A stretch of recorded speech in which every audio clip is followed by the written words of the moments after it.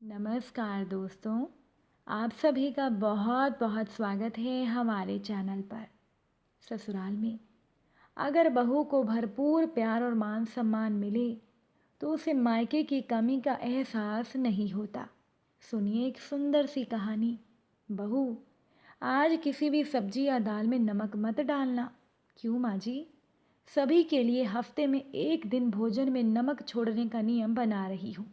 घर की नई नवेली छोटी बहू को अपने कमरे में बुलाकर सास ने समझाया और सास की बात सुन छोटी बहू ने सर हिलाकर सहमति जताई। ठीक है माँ जी। छोटी बहू सास के कमरे से बाहर जाने को मुड़ी ही थी कि सास ने फिर से छोटी बहू को टोका। सुन बहू। जी माँ जी।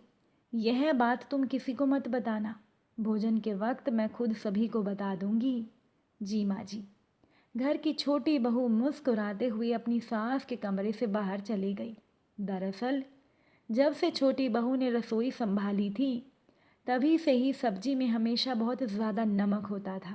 परिवार के सभी सदस्य छोटी बहू पर बहुत गुस्सा होते थे। इसीलिए परिवार की माँ जी ने छोटी बहू को बुलाकर ये बात कही थी।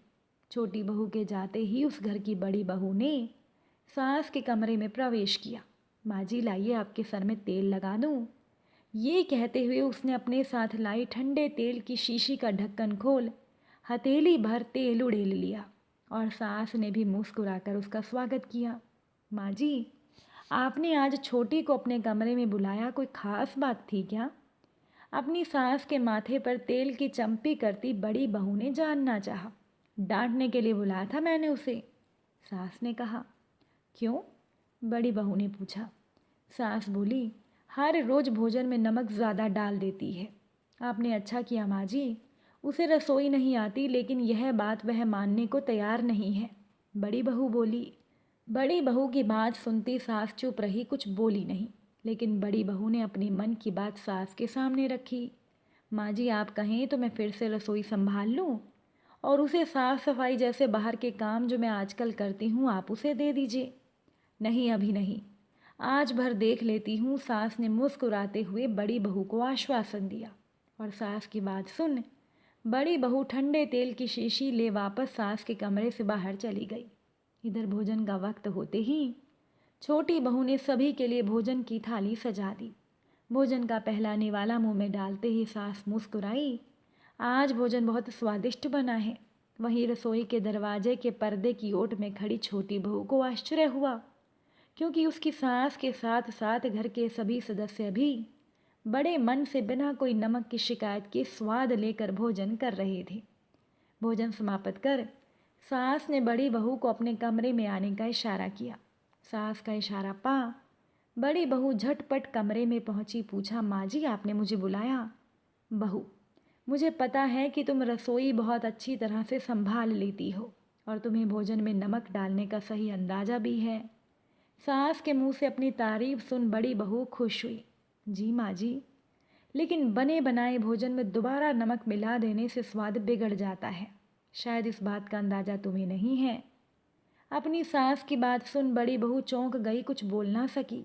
लेकिन सास ने अपनी बात पूरी की।